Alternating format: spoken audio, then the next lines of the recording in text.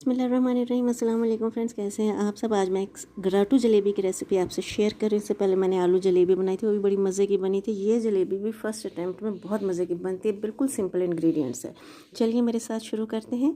1 cup हमने लिया है मैदा, 1/4 टीस्पून हमने लिया है टाटरी। टाटरी से बड़ी क्रिस्पी जलेबी बनती है। और 1/4 टीस्पून मीठा सोडा। इसके अलावा हमने बेसन लिया है 1 टेबल स्पून भर के।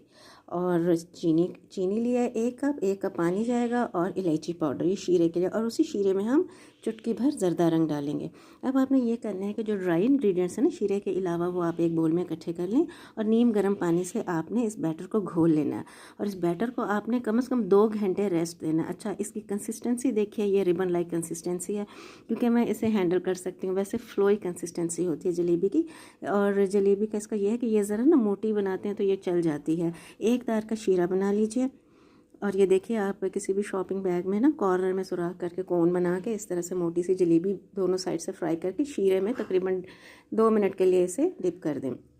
2 मिनट बाद आप निकालें। ल्यूक वार्म शीरा होना चाहिए। ऊपर पिस्ते बादाम नारियल छिड़क दें। बस जी, जलेबी तैयार।